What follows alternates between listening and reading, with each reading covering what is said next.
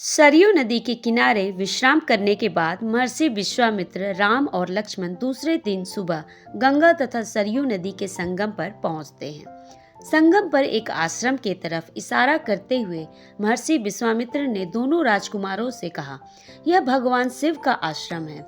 इसी जगह उन्होंने कामदेव को अपने क्रोध से भस्म कर दिया था। फिर वे तीनों भगवान शिव के उसी आश्रम में रात बिताते हैं और तभी महर्षि विश्वामित्र शिव से जुड़ी बहुत सारी कहानी उन राजकुमारों को विस्तार पूर्वक सुनाते हैं। दूसरे दिन सुबह वे तीनों नाव में बैठकर गंगा नदी को पार करते हैं। तभी सरयू नदी के तट पर चलते चलते वे तीनों एक घने सुनसान जंगल में पहुंच गए। उस जंगल से जंगली जानवरों की बहुत ही डरावनी आवाज सुनाई पड़ रही थी।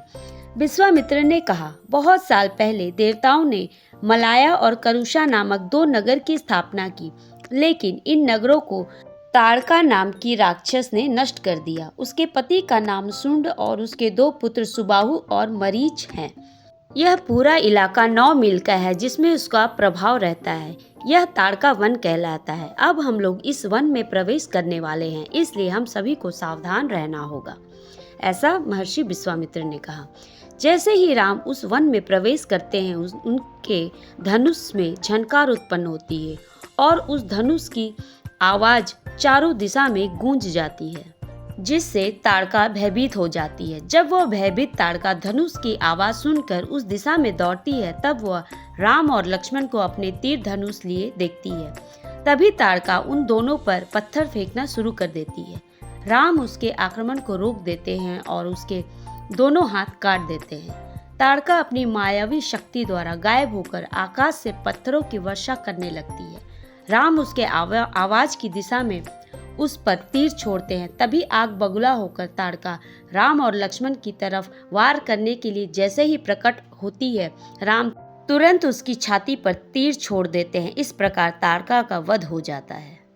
ताड़का का वध करने के बाद महर्षि विश्वामित्र, राम और लक्ष्मण जंगल में विश्राम करते हैं। दूसरे दिन प्रातः स्नान एवं पूजा करने के बाद महर्षि विश्वामित्र राम को 100 प्रकार के अस्त्र शस्त्र का ज्ञान देते हैं।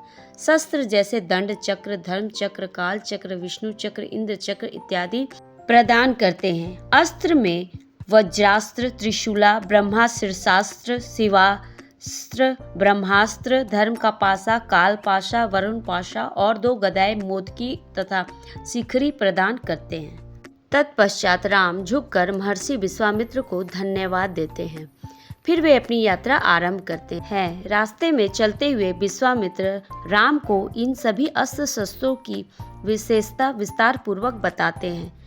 तभी वे एक पर्वत के पास पहुंचते हैं, जहां उन्हें पक्षियों का झुंड तथा सुंदर सुंदर हिरण विचरण करते हुए नजर आते हैं। विश्वामित्र राम को बताते हैं कि यह सिद्धाश्रम है, जहां भगवान शिव राजा बलि को हराने के लिए कठोर तपस्या करके अचूक शक्ति प्राप्त करते हैं। यह बहुत ही पवित्र स्थान है, जहां हर समस्या तथा दुख का समाधान मिलता है, इसलिए मैं यहाँ रहता हूँ।